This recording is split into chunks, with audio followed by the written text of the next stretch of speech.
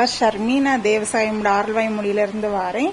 இங்கே நேற்று விலை கிராமுக்கு 250 ரூபாய் குறைஞ்சதுனால நாங்கள் நியூஸில் பார்த்தோம். அதனால ஒரு பொண்ணுக்கு தங்கன்னா ரொம்ப பிடிக்கும்.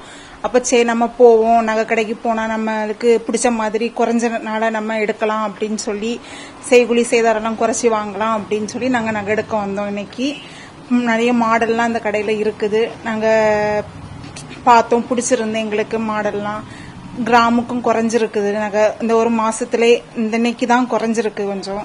அதனால எங்களுக்கு பிடிச்சிருந்து இந்த ஜிஎஸ்டியும் கொஞ்சம் இல்லாம நல்லா இது பார்த்து எடுத்து தந்தாங்க எங்களுக்கு. வணக்கம், என் பேர் ஸ்ரீனிவாசகம். நாங்கள் நாகர்கோவிலில் நகைக்கடை வச்சிருக்கோம். இந்திய அரசு நேற்று பட்ஜெட்ல அறிவிச்சதன் காரணமாக சுமார் கிட்டத்தட்ட பவுனுக்கு 2500 ரூபாய் மேல விலை குறைஞ்சதன் காரணமா இன்னைக்கு பஜார் ரொம்ப பிஸி, நல்ல வியாபாரம் நடக்குது. ஆனா நாங்க எதிர்பார்த்தது வேற, இவங்க செய்தது ஜிஎஸ்டி ஓரளவு 1% குறைப்பாங்கன்னு எதிர்பார்த்தா, ஆனா கஸ்டம்ஸ்ல ரொம்ப குறைச்சிருக்காங்க. இதுவும் ஒரு வகையில நமக்கு சந்தோஷம் தான். வியாபாரத்தை நல்ல முறையில கொண்டு போவதுக்கு ஒரு வழி. கழிஞ்ச ஒரு 15 தினங்களா பாத்தீங்கன்னா ரேட் ஆக்சிலேஷன்ல தான் இருந்து, அதாவது ஏறுமுகத்துல தான் இருந்து.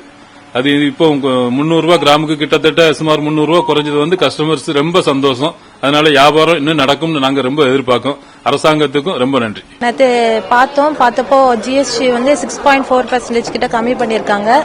அதனால நகை எடுக்கிறப்போ இன்னும் எங்களுக்கு ஹெல்ப்ஃபுல்லா இருக்கு. நகை அமௌண்ட்டும் குறைஞ்சிருக்கு முன்னாடி இருந்த அமௌண்ட்டுக்கு. இப்ப பாவப்பட்டவங்க நிறைய பேர் மேரேஜ் பண்றாங்க, அவங்களுக்கும் இன்னும் நகை எடுக்கிறதுக்கு இன்னுமே ஹெல்ப்ஃபுல்லா இருக்கும். எங்களுக்கும் ரொம்ப நகை எடுக்க வந்ததுல ரொம்ப ஜிஎஸ்டி கம்மி பண்ணிருக்கிறதுனால இன்னும் எங்களுக்கும் ரொம்ப சந்தோஷமா இருக்கு. நாங்க நினைச்சதை விட நிறையவே எடுத்திருக்கோம்.